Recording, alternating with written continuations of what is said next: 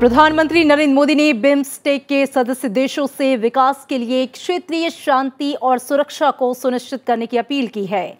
काठमांडू में बिम्स्टेक के चौथे शिखर सम्मेलन के उद्घाटन सत्र के अपने संबोधन में प्रधानमंत्री ने बिम्स्टेक को केंद्र में रखते हुए क्षेत्रीय विकास का ताना बाना बुनने पर जोर दिया। उन्होंने सदस्य देशों को आतंकवाद, सीमा पार अपराध और मादक द्रव्यों के खिलाफ भी एकजुट होने की सलाह दी।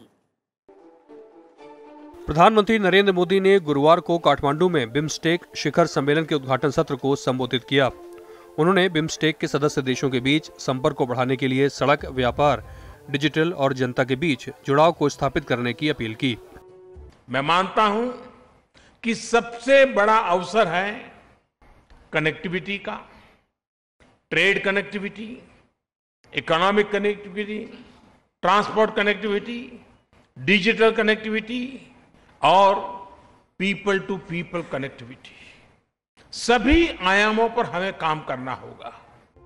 प्रधानमंत्री नरेंद्र मोदी ने भारत की तरफ से बिम्स्टेक के सदस्य देशों की सेना के बीच भी संपर्क स्थापित करने के प्रयासों की सराहना की, जिसके तहत अगले साल इस समूह के सेनाध्यक्षों के बीच बातचीत और संयुक्त सैन्य अभ्यास प्रस्तावित है। क्षेत्रीय इंटीग्रेशन तथा आर्थिक प्रगति और समुद्र के लिए हमारे इन साझा प्रयासों की सफलता के लिए यह आवश्यक है कि हमारे क्षेत्र में शांति और सुरक्षा का वातावरण हो। प्रधानमंत्री ने सदस्य देशों को आतंकवाद, सीमा पार अपराध और तस्करी के खिलाफ भी एकजुट होने की सलाह दी। उन्होंने बिम्स्टेक देशों के युवाओं के लिए बड़े पैमाने पर विभिन्न क्षेत्रों में अध्ययन और प्रशिक्षण के लिए नालंदा विश्वविद्यालय समेत अन्य संस्थानों में छात्रवृत्ति देने की घोषणा भी की। उन्होंने 2020 में भारत में होने वाले अंतर्राष्ट्रीय बौद्ध सम्मेलन में हिस्सा लेने को आमंत्रित किया।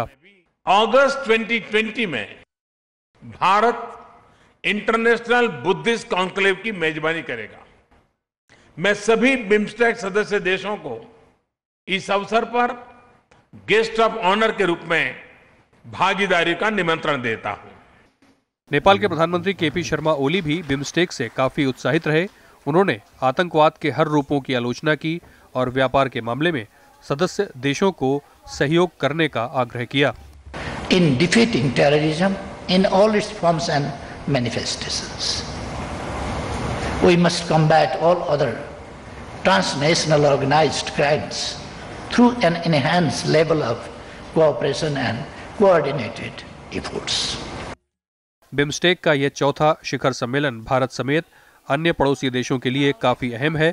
खासकर सार्क के आगे नहीं बढ़ पाने से इन देशों की एक दूसरे से जुड़ी अर्थव्यवस्था भी प्रभावित हो रही है। बिम्स्टेक इस मामले में सहयोग को आगे बढ़ा सकता है। बिम्स्टेक के शिखर सम्मेलन के अंत में शुक्रवार को एक संयुक्त घोषणा पत्र भी जारी किया जाएगा, जिसमें खास तौर पर भविष्य के सहयोग की रूपरेखा होगी। अखिलेश सुमन, राज्यसभा टीवी।